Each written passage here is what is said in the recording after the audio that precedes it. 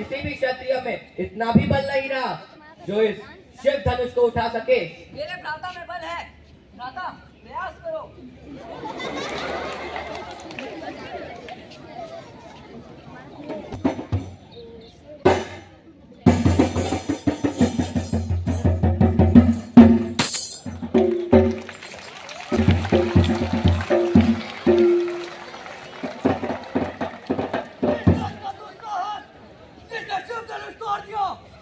अभिनंदन हे दाम, कल्याण हो। वत्स आगे आओ, भगवान परशुराम के चरण वंदना करो।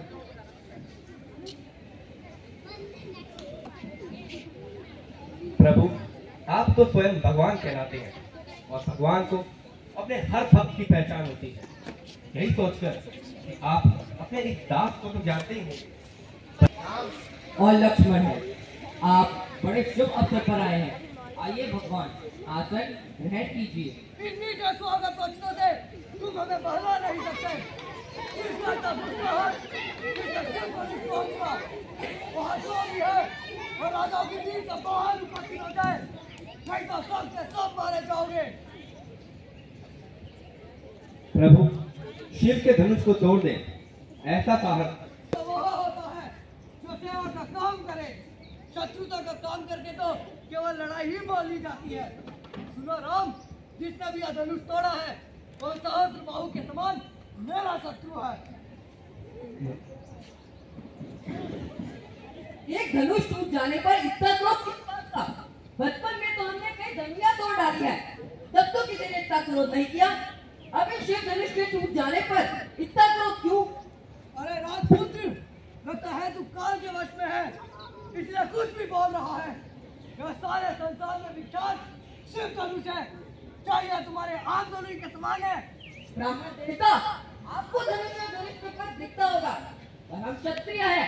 धनुष बाणों के साथ खेलना हमारा नित्य कर्म है।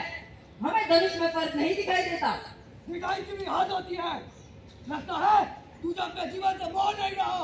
मुझे मोह है कि नहीं, परंतु आपको इस पुराने धनुष में बहुत मोह दिखाई देता है। तो अब क्रोध त्याग कीजिए मुनिवर, बहुत धमका लिया आपने। अरे मूर्ख, लगता है तू अपनी माँ को निपुटी बनाना चाहता है। मैंने तुझे बच्चा समझकर माफ किया था और मैं आपको ब्राह्मण समझ के माफ कर रहा हूँ। अरे मूर्ख, तू मुझे जानता नहीं है। मैं अत्यंत क्रोधी बाल ब्रह्मचारी परशुराम हूँ। मेरे इस पर्चे को देख, यह बहुत भयंकर है। यह गर्भ में पल रहे बच्चे का मीनट दूर ले जाओ। आप मत कर लीजिए प्रभु, मैं आपके चित्रों से दूर हो जाऊंगा।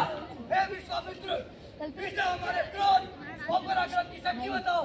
आप स्वयं ही चिट्ठी सुना लेते हैं, दूसरों की आवश्यकता नहीं है। गाथा सुनाते सुनाते आपका दिन नहीं भरा। बता दीजिए किस तरह आपने अपने क्रोध के आगे ब्राह्मण निर्दोष क्षत्रियों का संहार कर दिया। अगर है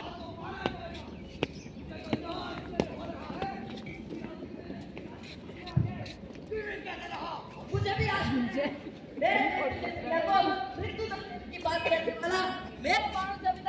मुझे अपना दास समझकर या तो मुझ पर कृपा कीजिए या क्रोध कीजिए।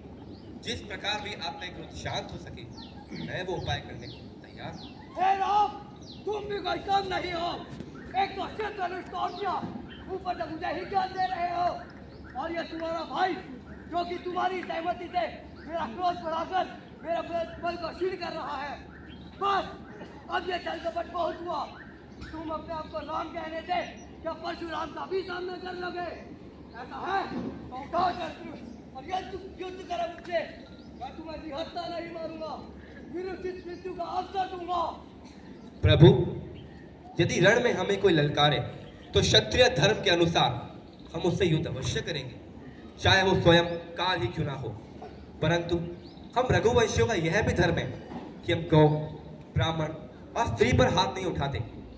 ब्राह्मण हमारे लिए सदा पूजनीय है और उनकी सेवा करना हमारा परम धर्म है।